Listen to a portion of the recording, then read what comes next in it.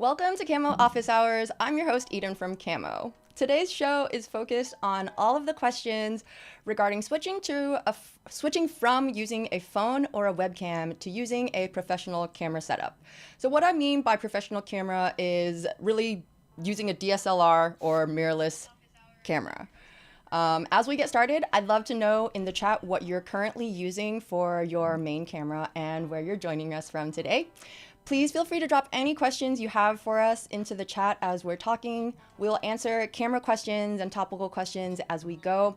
And if you have questions about Camo, I will also save time for those at the end. So feel free to drop them in. I just want to set the expectation that if it's a Camo specific question that's not necessarily about using a DSLR or mirrorless camera, I'll probably wait until the end to get to that. And I am joined today by Lucas from Camo, who taught me everything I know about using professional cameras. And what I mean by that is he set everything up for me, and I've been too scared to touch anything since. So yeah, if you are using a professional camera, I'd love to know which model you're using, or if you're just using your phone or a webcam, I'd like to know too, just because we're always interested in learning more about what devices people are using for their main camera. Yo, shout out to Richard, homie, friend of the show. Good to see you today. I'm just waiting a couple of minutes while Lucas gets set up. We were having a few technical difficulties, but he's getting set up as quickly as he can. Tim, what's up? So Tim is using his iPhone 11 Pro Max as main camera, and you also have a Fujifilm X-T5. Yeah, you switch between using my iPhone 13 Pro Max, or right now I'm on a Sony A6600.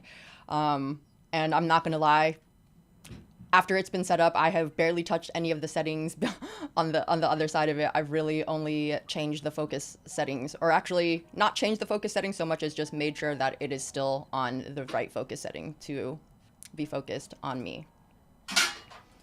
Brusco, what's up? Brusco, what camera do you use? I know you have a few cameras lying around your house somewhere.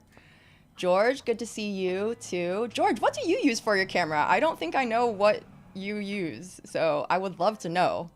I know you do a lot of content, so if you feel like sharing which camera you're using, I'd love to hear about it. And Tim, you mentioned having a Fujifilm X-T5. Have you ever tried hooking it up to your computer to use for any video content? I'd love to know, but if not, that's totally cool. Brusco says he only uses my phone. Yeah, I really like using my phone. I feel like it is super versatile, and I love being able to show different beats behind the scenes shots, because the phone is just a little bit more flexible than mounting or demounting and then remounting the DSLR. All right, George, you're using the Sony ZV-1F. I was actually just watching a video about that today. So how do you like it? I would love to know if you felt like it was really easy to set up, because I was watching Diana Gladney's video on it actually, and I think it was the ZV-1F, or it was one of the ZV-1 series. But she made it sound like it was really easy to set up, and so I would love to know your experience with it. Yeah, I should be here. Waiting to show up in Camo Camera.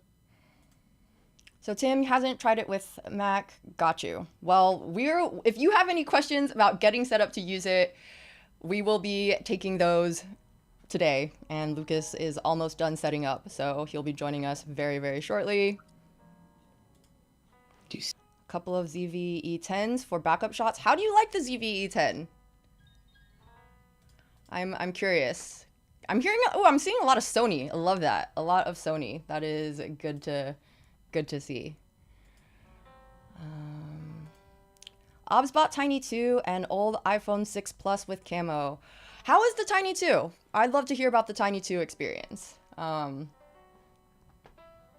Yeah, good to know it wasn't difficult at all. All right, and it sounds like Lucas is here, so I will bring him in now.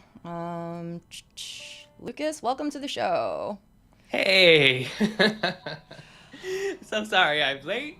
Everything just got crazy, is to be expected. Thank you so much for having me, Eden. Really happy to be here. Hi, everyone. Yeah, I'm really excited because, like I said, Lucas really did teach me everything I know, and I'm here to learn today as well. I have a bunch of questions prepped for Lucas that I have about using the camera that I have, as well as even if I just wanted to switch to a different one. So, Lucas, welcome to the show, and could you give us a little self intro and share your camera bona fides with our friends in the audience today? Like, how did you learn all of this about cameras? Because I feel like it can be very overwhelming for people that are just getting started.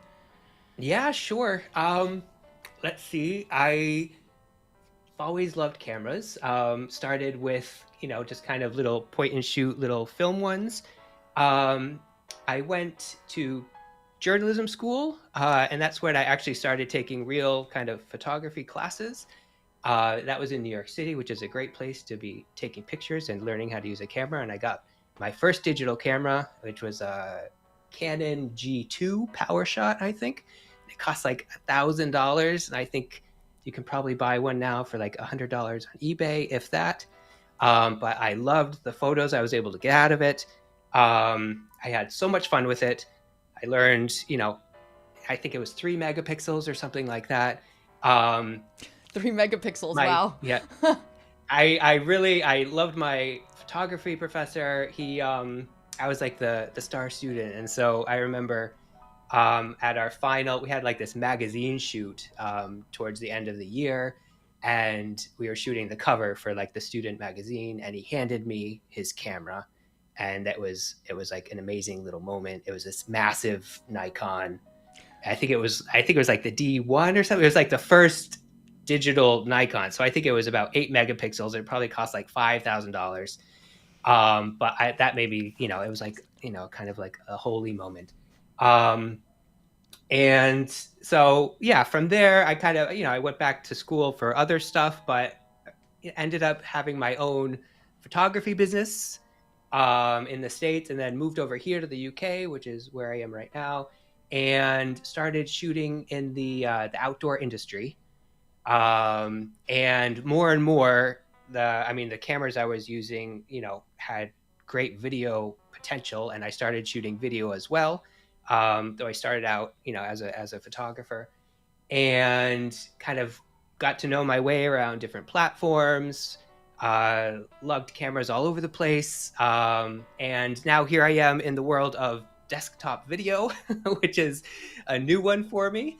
It has its own like special challenges. It's like, yeah, there's like this kind of crazy amount to learn. Even, yeah, Well, I supposedly feel it's like supposed to all be super simple, but it's a good thing that you kind of is you said that this is sort of new to you because I feel like it's often in the learning process that we go through ourselves that helps it make it easier to explain to other people sort of the process of getting set up. So, without further ado, I will ask the first question and it is pretty loaded, so feel free to take it where you want.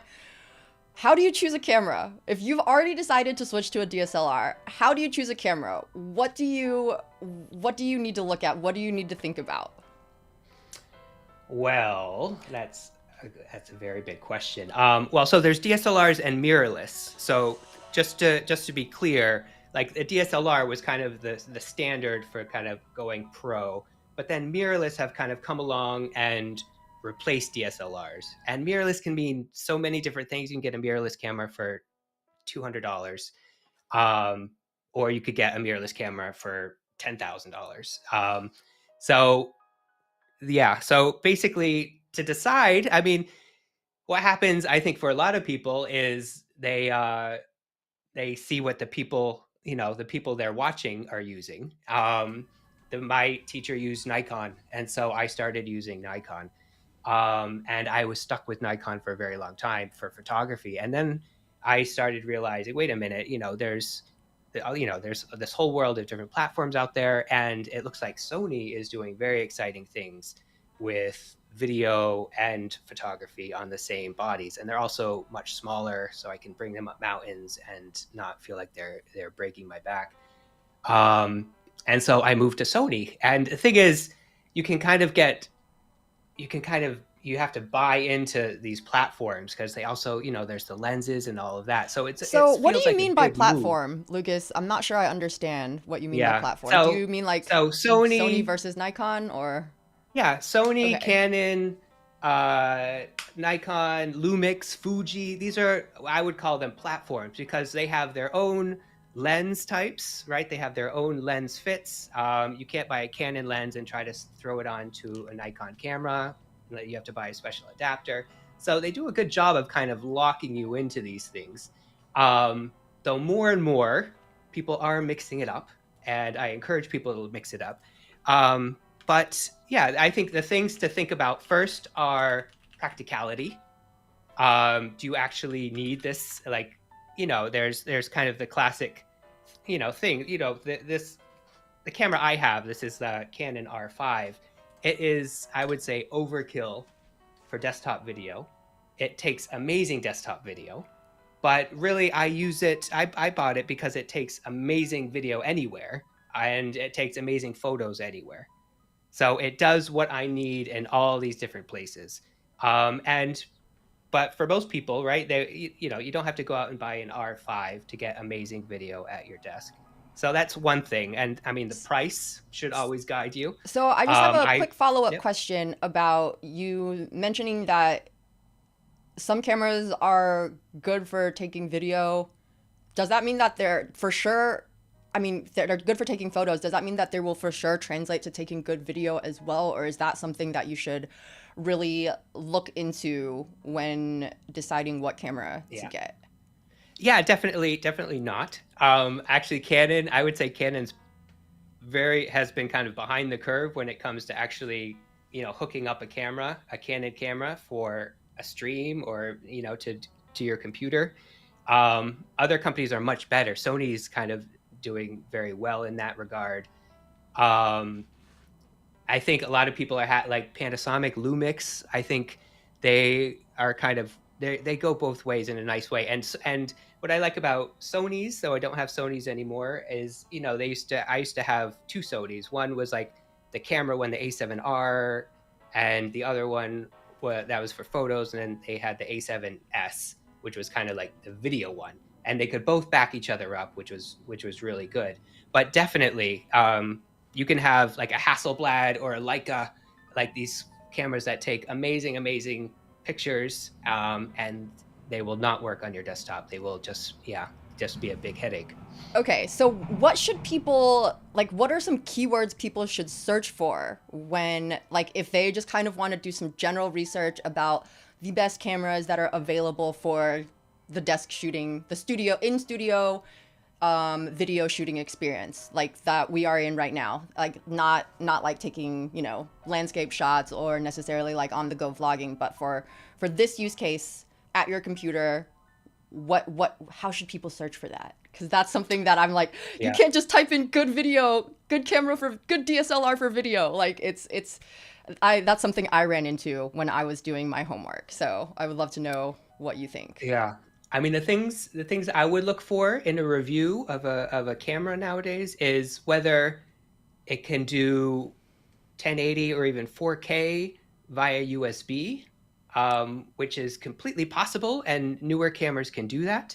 And that means you don't have to mess with capture cards. I still have to use a capture card for my Canon, but Aiden, the CEO of Recubate, we got him this really nice new Sony, and it goes straight into the computer, 4K USB. It just makes things super simple, which I really like.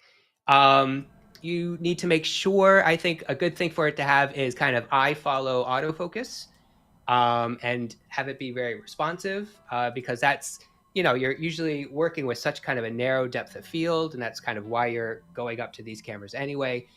You want to make sure that you're staying in focus while you're making your video, that, if you lean forward, you don't just, get blurry. When you come backwards, you don't get blurry. And there's things like, basically the maximum aperture.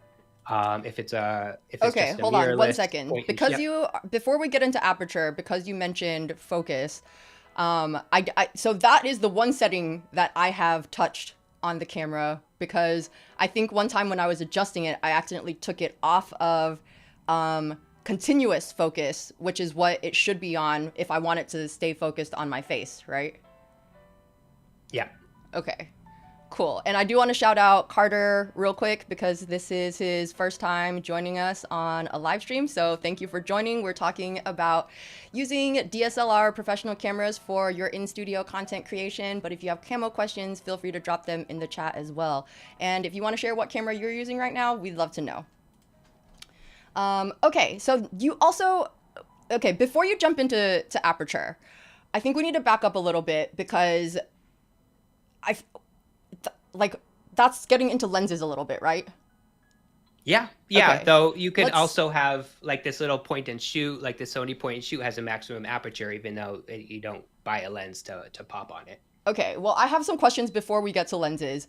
The first one being, what is a sensor and how do you decide what do you need? Because I saw sort of like whether it was full frame or APS-C, I feel like is a really popular one that I was seeing when I was like sort of just doing general research about like DSLR or like professional cameras for this use case. Like what is full frame and what is APS-C? APS-C? Yeah. What is it? APS-C.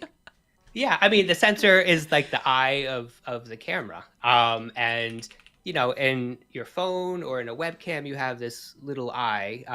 The sensor on your phone is actually kind of incredibly engineered. So it's uses all these different technologies to pretend it's larger than it is. But basically what you have is different amount of information gathering, which is determined by the size of the sensor. So basically a full sensor, it correlates to kind of the standard film size from 35 millimeter film. It is probably ideal for capturing the kind of highest amount of visual information. And it's not just like color or detail, there's like dynamic range. I had this camera set up a second ago. I was having some weird issues with it on the stream, but I was gonna show you. But basically, when you have a really wide dynamic range, that's the kind of difference between the brights, the highlights on one side, and the shadows on the other. You get all of this detail that gets lost with a smaller sensor. In the shadows, you can still see detail, and in the brights, you still have detail. It's not kind of blown out as what you would say. And so when you watch TV, you're seeing these really high full sensor cameras at work. You can kind of see this beautiful range of light.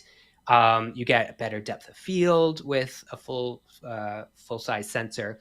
Then everything is bigger, right? That's a good, and that's also a drawback, because your lenses are big. The body of your camera is probably big. And what's great about APS-C is that everything gets kind of shrunk down just a little bit. So you have a smaller form factor. My office is actually, it's not the biggest space, but it makes a difference, the footprint of these things. They're So do you use a camera? Is yours camera full frame? And is mine? Yeah, it's full frame. Do you know if mine is? Yours is APS-C. Okay, so if someone is in an office setting, then does it matter do they need to pick between full frame or APS-C, or does it matter, like maybe it depends on their space, or? Yeah, it's a good question, because if you're just shooting at your desk, I would say APS-C, you can get amazing images out of an APS-C camera, like as you can see from Eden's camera. It's not going to have all these bells and whistles necessarily that you'll get on a full frame camera, but again, like if you're not shooting, I use mine for shooting outdoor sports and things like that. So I need, very fast focusing, very precise autofocus, all these different things. If you don't need those, you're probably fine with the APS-C. And then there's micro four thirds. Then there's like this little Sony, which is a 1-inch sensor. And as soon as you start going up sensor sizes, it makes appreciable differences. So it's interesting, because it's great to go up and you really see a difference. The problem is once you see what's beyond that, then you're like, oh, so full frame is like amazing, right? When you shoot log in full frame and you just have, it's a beautiful image. But really, at a desk, it's actually very easy to control the light. You're not jumping back and forth typically. Yeah, APS-C is a great way to go, and a lot of people do that. All right, thanks for that clarification, because as I was going through sort of these like best cameras for so and so list, I just kept seeing full frame versus APS-C. I've heard Diana Gladney mention it on all of her camera review videos, and I never really quite understood what it meant, but now I do. And now I guess let's move on to lenses that you started to touch on. I I feel like this is something that I definitely struggle with, and I'd love to know if you guys in the chat have ever had to buy a lens for your camera before. But how do you know what lens to buy? Yeah.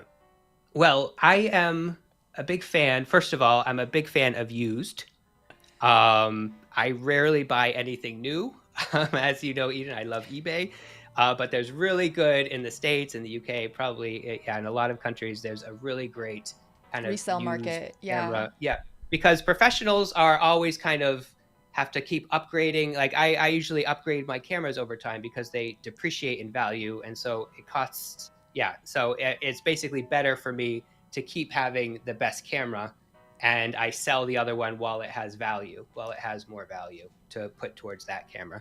So anyway, I think used is great.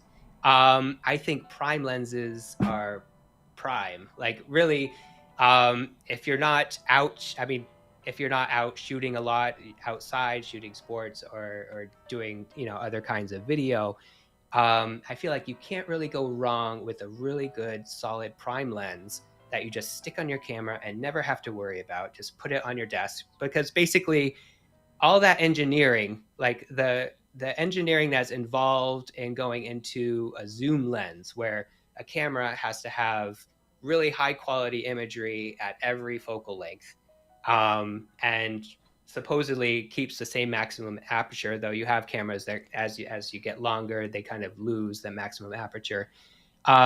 Basically, you don't have all of that, and that makes them so much more affordable in a prime lens.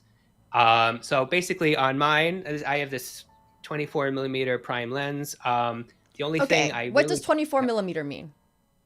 24 millimeter is basically the distance from the sensor to the point of the lens where it focuses, I believe. I'm sorry, it gets But very what does it mean in the context of like what is a 22 millimeter lens like great for shooting? Like, okay, well, so one thing to might have remember been more is of my that question. 24 Yeah. millimeters on a full sensor is not a 24 millimeter on an APS-C camera, because you have a okay. different size and you have a different distance between the sensor and the lens. So I would say the equivalent of a 24 full frame lens is maybe like 16 or 18. And there's a fraction, and I can't remember what exactly it is. Basically, it's you would call it a wide angle, which means I can put it 2 feet in front of me and it will capture me. It will capture the area around me. It's not super wide. It won't make me look weird. It won't, stretch me. No distortion. There's a little distortion, but it's often fixed in camera. And yeah, so what I recommend is that if you're looking to, if you're trying to figure out what your prime lens should be, what the length should be, get a zoom. You can rent a zoom lens, basically a wide zoom that goes from like 12 to 24 or 15 to 30 or something like that, and just plop it on your camera and see what looks best. And you don't want to get too tight. Always leave like a little space. You can always tighten it up in camo. But yeah, one lens is really all you need. If you have a lot of space, you can make that a bit longer. And the more space you have, the better in a way, because, if I set up this, this massive zoom lens, right? If I have this is, this is 24 to 70, but if I have like a 70 prime lens and I stick it on a camera over there, I'm going to get beautiful background blur behind me, and I'm going to stand out really nice and, nice and sharp.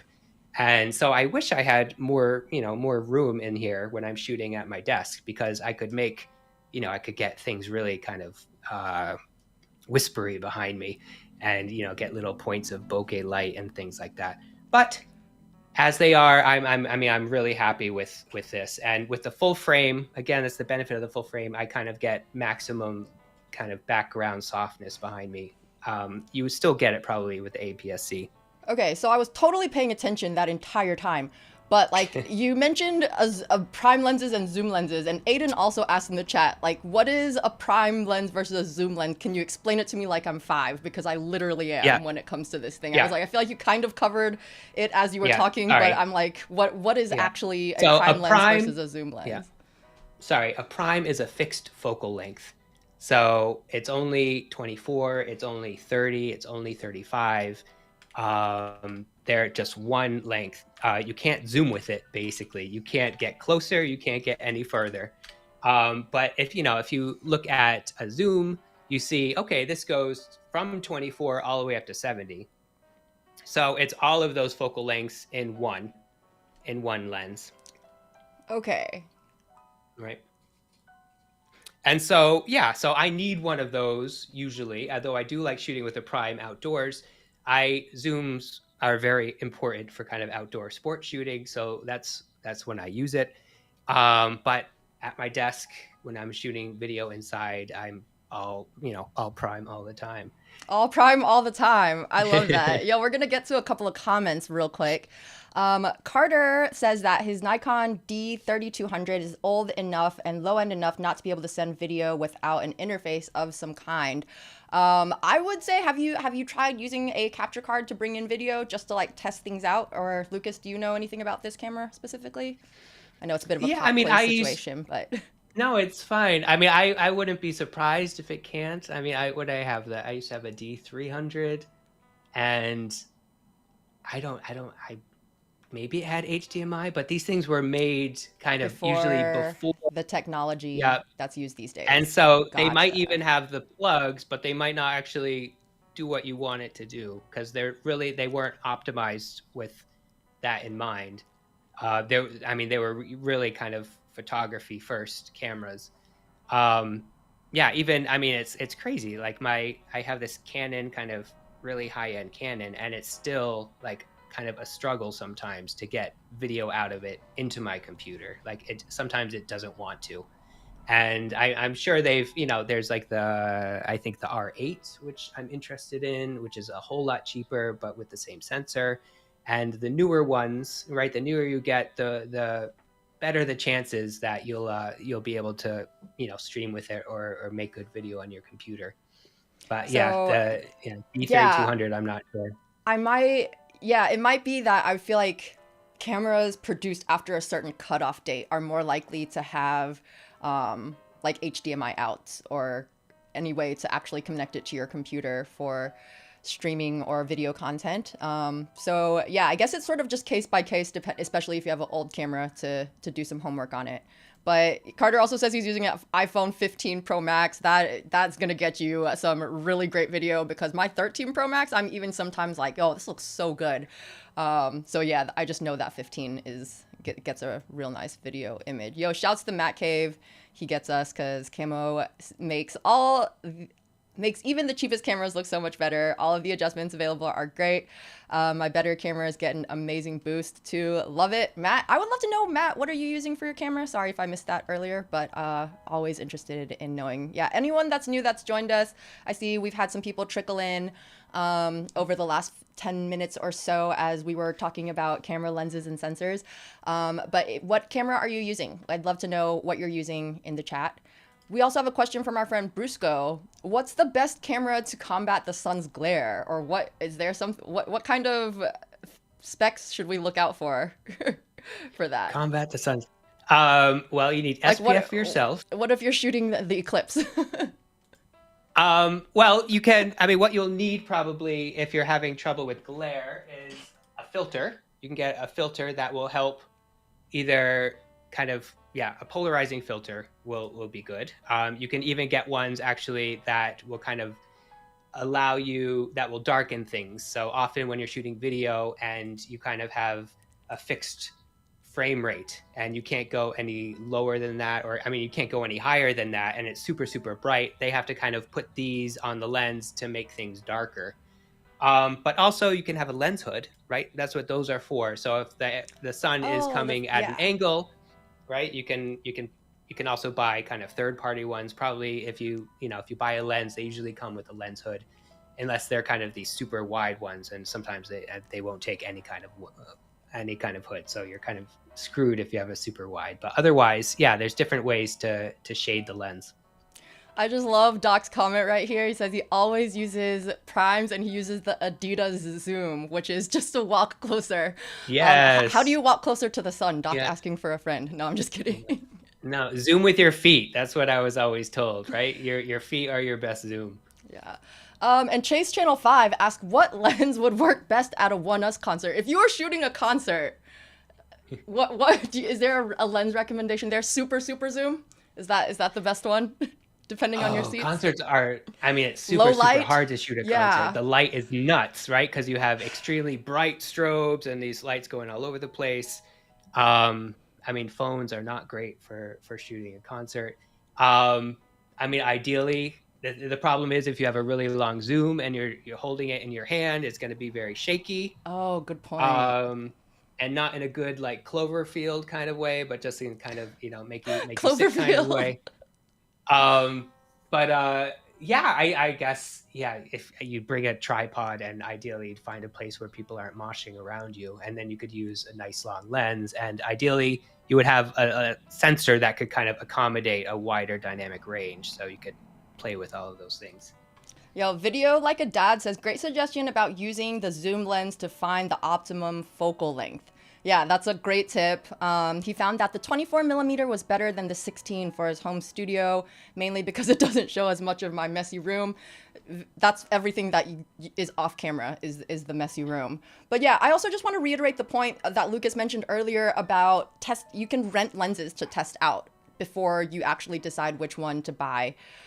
So just wanted to bring up that option again. I mean, you can rent anything. I mean, so that's also like, if you feel like you want to try a different camera, rent that camera. And typically the hard part is you have to put down this like crazy damage waiver in case, you destroy the camera, and that costs like, 100 times more than the rental cost, but you get it back once you return the camera. So if you have room on your credit card, it's a great idea to try out, say, oh, I want to see how the Sony looks. I want to see how this Panasonic works. I think that's the best thing. Also, if you go out and buy things, try to get it from a place with a good return policy, just in case things don't work out. Yeah, Aiden says that 24mm works well for his desk setup. All right, so I want to bring up so Doc mentioned that Nikon D3200 does not have clean HDMI out, as it's too OG for that thought process. That is a question that I actually had on my planning doc, is what does clean HDMI out mean? What is that? And why is dirty HDMI? What is it about not clean as clean? Yeah.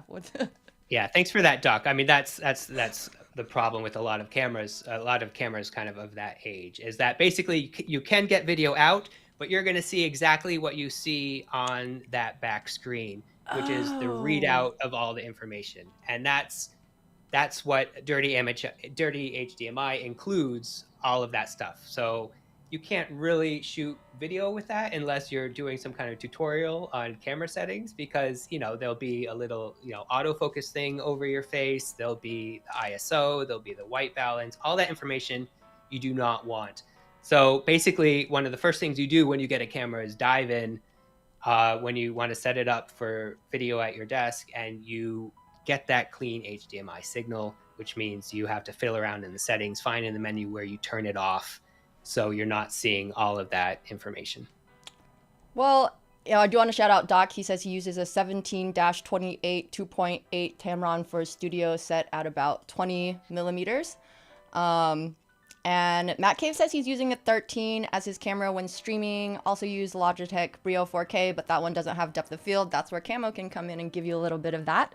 And that he was also trying a Luratech 4K cam, but that one wasn't that good. That Camo was also able to help with a little bit. So you brought up all of those camera settings just now that are on the back of the camera. What are the main settings that you need to mess with and get set up if you are when you are planning to get ready to bring it into your computer for shooting like this? I know I saw you when you were here helping me get the camera set up. You were like doing all these camera settings. I wasn't paying attention then. So if you could just go through the basics of the main settings that people should definitely think about and definitely hit before they want to connect it to their computer, that would be awesome. Yeah, so you're actually like shooting at your desk. It's actually, if you just do the settings in a certain order, they kind of determine each other in a nice way.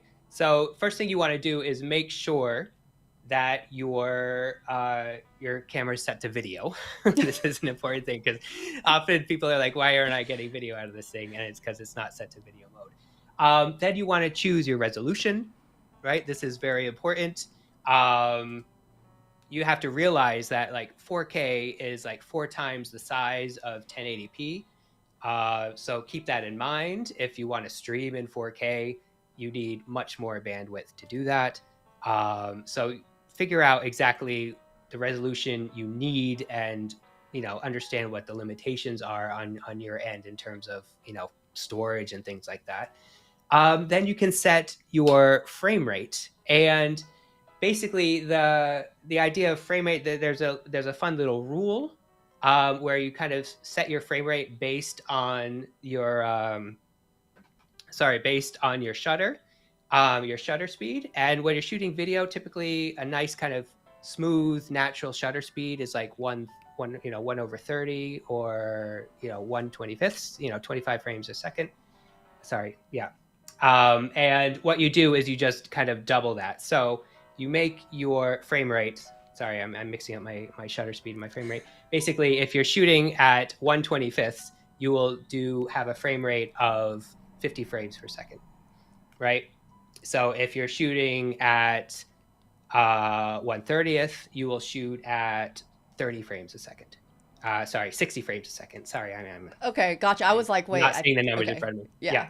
60. So basically, I shoot basically at 1/30 shutter speed and get 60 frames a second. Am I messing this up for? No. No, that's right. Yeah, 1/30 means 60 FPS.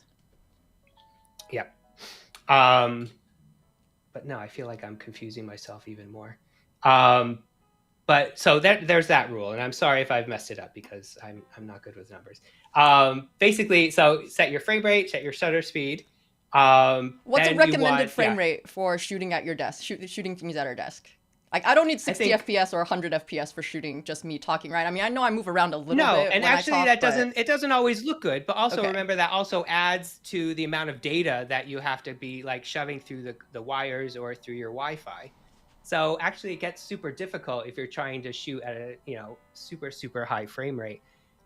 So basically a good frame rate is 30 frames a second. Shouts to 30 FPS. That's what I usually use. Yeah. I was like, anyway, I feel like 25 I or 30. all of that. Yeah.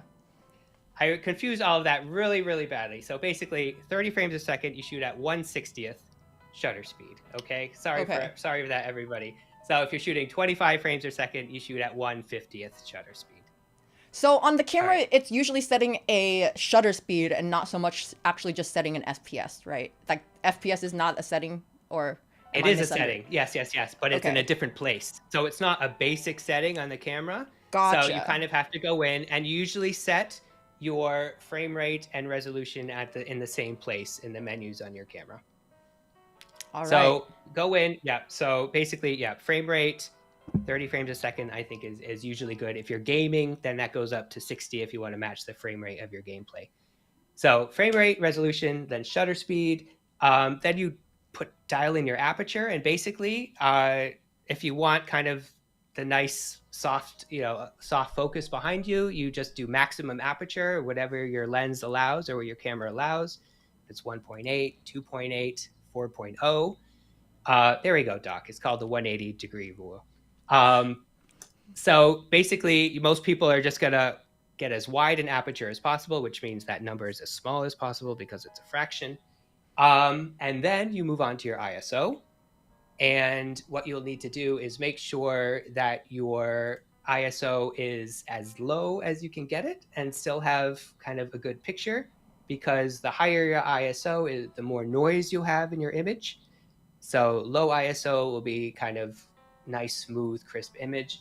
Then you move on to white balance, set your white balance. It's one of the nice things about having kind of a dedicated camera where you can actually set the temperature yourself. You get much better control than you would with a webcam. Okay, hold on. About white balance, because Doc also says white balance is key.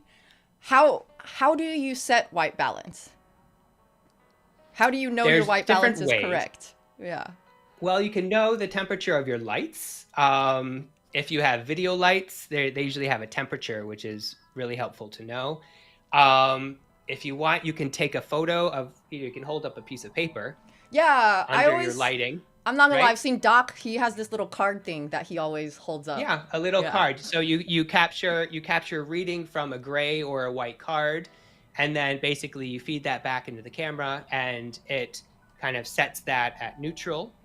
So there's different ways you can do it. The important thing is try not to have lights, like if you have a lot of light bulbs around or different kind of like mixing video lighting and home lighting, don't mix up the temperatures of your bulbs, because that just it'll look pretty weird.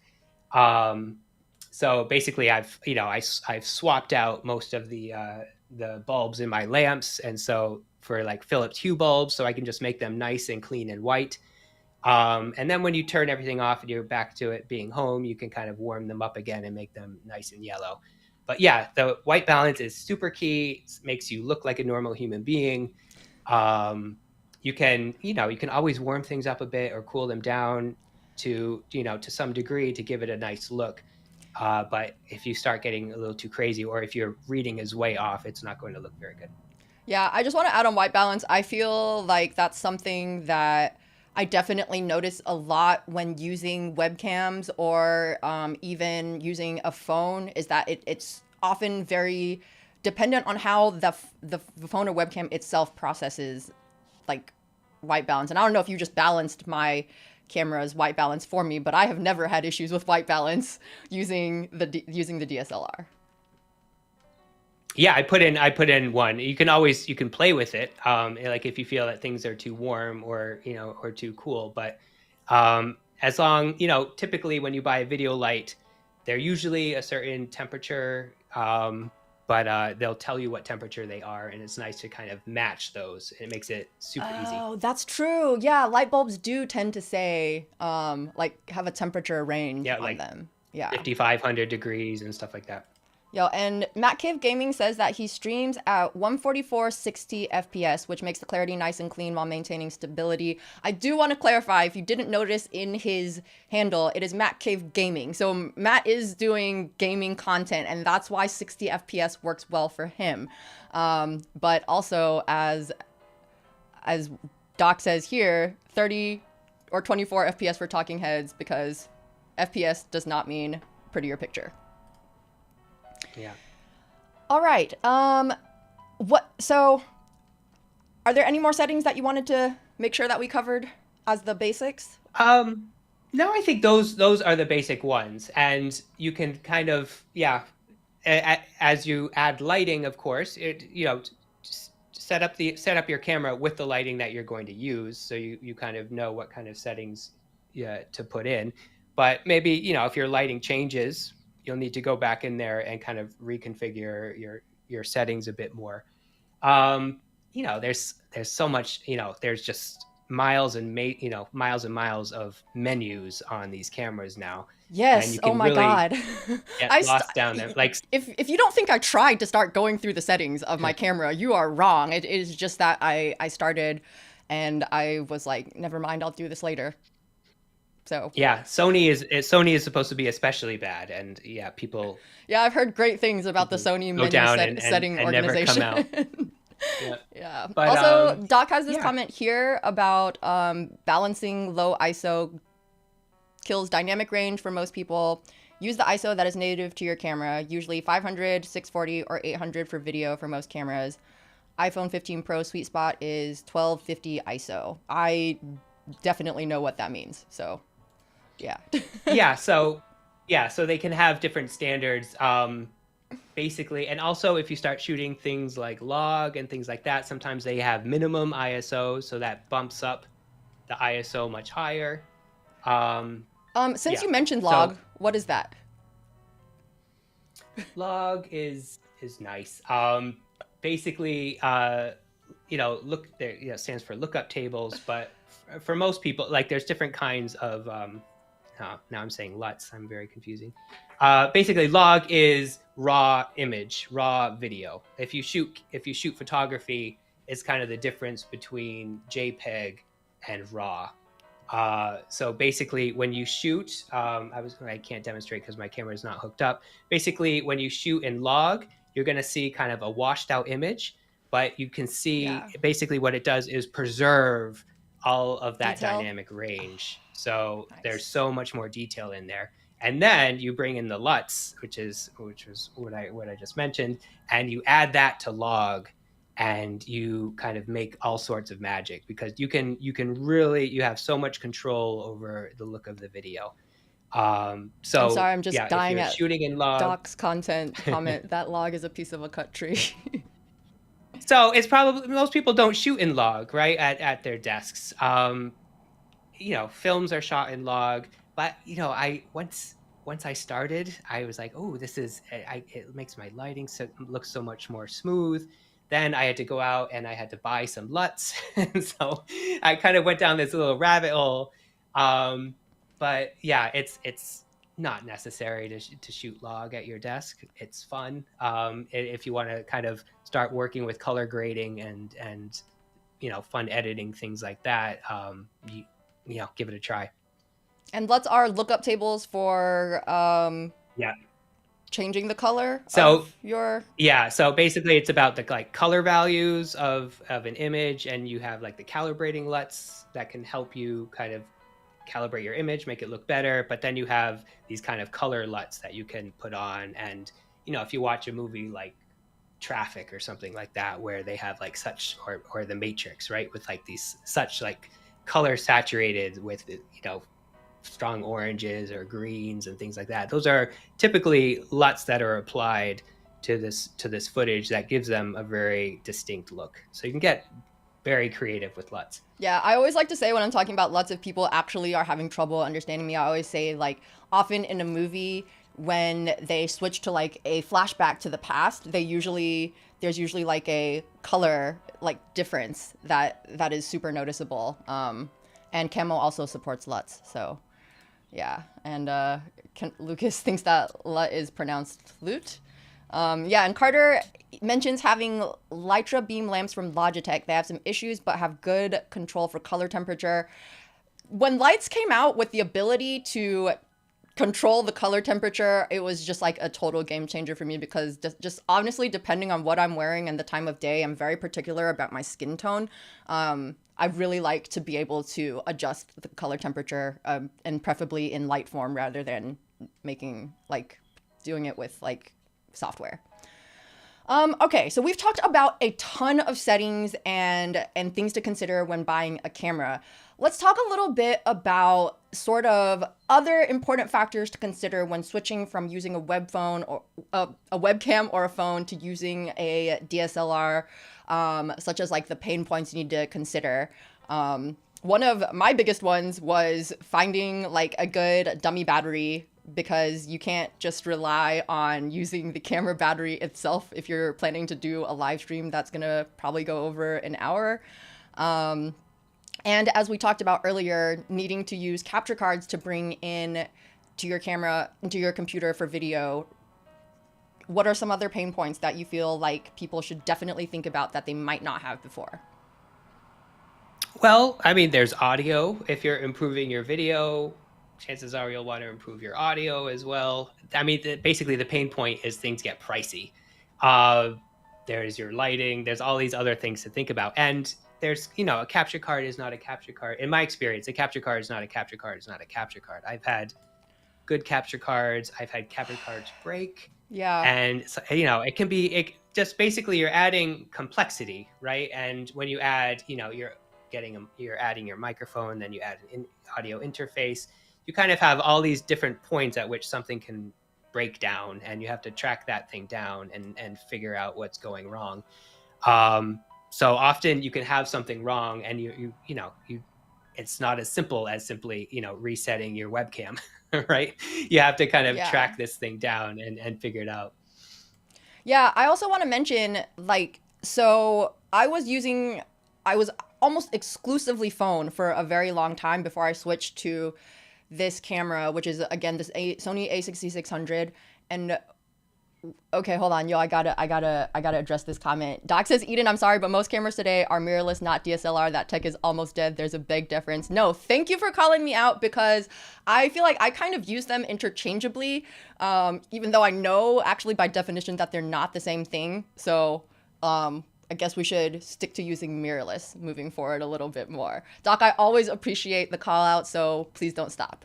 Okay, I just wanted to say about the lighting though. The lighting that I was using while using my phone as the camera was not the same lighting that I have now that makes me look good with this camera. How would you recommend for people to find the right lighting options to go with that's right for their lens situation? Because I used to be able to have my window open while using my phone as my camera, but now anytime I have my window open, I am way overexposed, and I basically have to just stick to my controlled lighting. So that's definitely something I ran into. Do you have any advice or pointers for? Yeah, that? I mean, you can get too bright, especially if you're shooting at, you're kind of limited in your shutter speed and by your shutter speed and your frame rate. So you can't just kind of hike that up super high to help deal with light. So basically, if you have a really, it's about light control. So if you're by a window, you will need to cover it. You don't have to go out and get amazing stuff. When I first started shooting at my desk, I just swapped out the bulbs in normal household lamps for hue lights, and you can kind of tone those down. You adjust the temperature, and they looked pretty professional. I was very happy with those for a very, very long time. And also, you're not dealing with a massive distances between you and your lights. On a movie set, you have these incredibly powerful lights that, because they have to be far away from where all the action is, they actually don't need to be incredibly powerful because they're just sitting a foot away, a couple feet away. But you do want to make sure that they're soft. You don't want a bare bulb. I always hated ring lights just because I was I don't know, the association, but I kind of like a ring light. I'm using one right now just because I don't get all the shadow down here, and they're super simple. But remember, for lighting, as with camera sensors, bigger and microphones, even bigger is better. Not in terms of it doesn't have to be a massive bulb, but if you have something that can really spread out that light and diffuse it, you're going to get kind of a much kind of softer, well-lit look. You can get really super powerful little LEDs that are this big, and it's going to create crazy shadows, and you're going to look like a zombie. So to me, the size of the light and the intensity are very important. Yeah, I also I feel like with lighting, and that's also another reason I really recommend sort of renting out different things to test is just seeing what works with what lights you have now before deciding that you definitely need to upgrade. Another thing that I ran into was finding the right mounting system for the DSLR or for the mirrorless. Or is this one actually a DSLR? I don't know. I'm so self-conscious now. This one's a mirrorless. I'm sorry. Yeah, and because so Lucas had actually recommended a mounting system that he really loved that I was just not able to get level or adjust at all. So different people also just prefer different types of solutions. So I'm using a mount that I really like now, and I really did not like the mount that Lucas really liked. So sometimes it is just about testing things. And I know we're coming up on time, so I do want to get to how Camo can help. How Camo can also help make your DSLR setup even better. And I will also answer a couple of questions that we had in the chat. I think, Carter, you had one that I'll come back to about switching between cameras. But yeah, Lucas, what would you say? Like, we talked about dialing in all of these settings, but if all of these settings are dialed in, then where does Camo come in when it comes to using a mirrorless? Well, Camo, I mean, there's a few places. I use Camo. I still use Camo even when I'm Me using too. my Yeah. R5. Basically, you have if you have that single prime lens, if you're shooting with a prime lens, that's fixed. You can't zoom in or out with your camera, Oh, but you that's a can do great that with point. Camo. Yeah. So basically, I don't have to worry as much about having my camera, I can have it nice up against the wall. I can, if I'm, if I slide back, I can follow myself with Camo, with their auto framing. Um, it makes framing much more easy. Um, Also, I mean, I use overlays, and I use, I was having a little fun with the overlays before, but I've made little templates myself where basically I can make a little rule of thirds template. Where is that? There it is. When I set up shots, right? So I can be, right in the perfect third. I use this little head and shoulders one that kind of Oh, makes, I can nice. tell if I'm in the center of the image, which Yeah. is actually an important thing. I can't tell you how many times I've shot video, and then you look at it and you're like, oh my gosh, I'm off to the side. So there's that. Also, it allows me basically to kind of compensate for changes that happen. Like if the light changes, and it's been changing throughout this whole conversation, it's kind of getting dark here.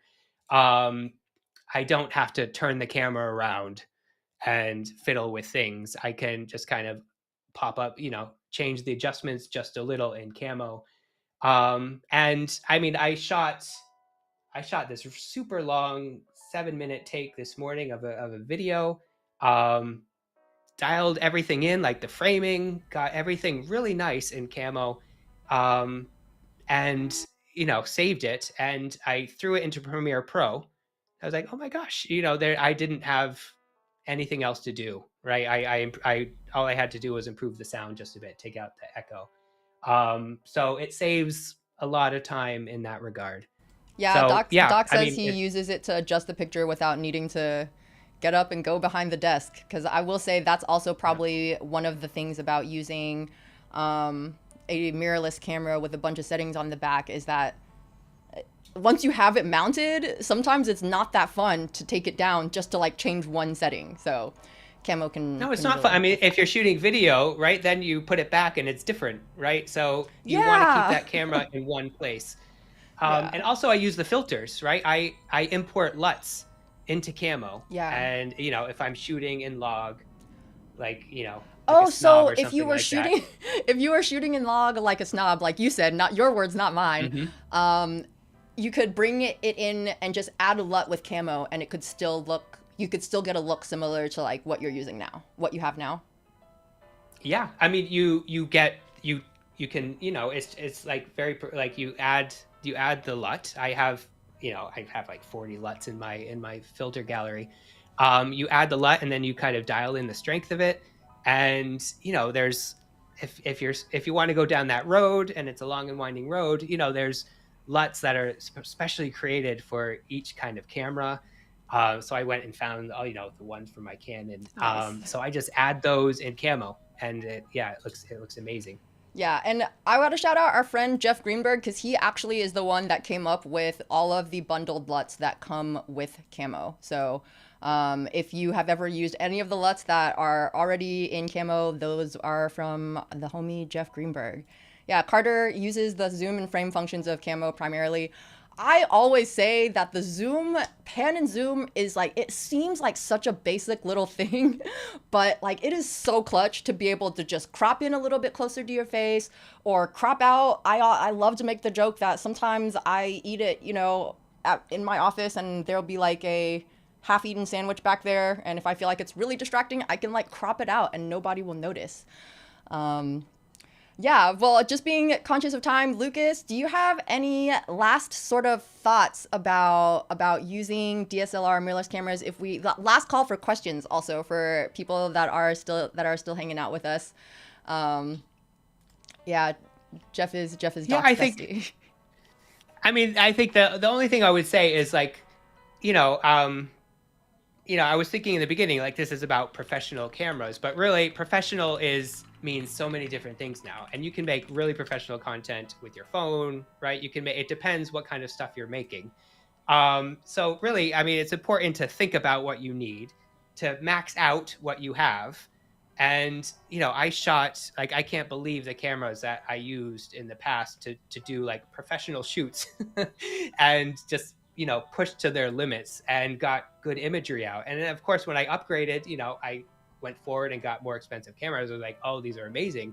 But you can do so much with what you have, even with lighting, even with microphones, right? It's all about kind of maximizing.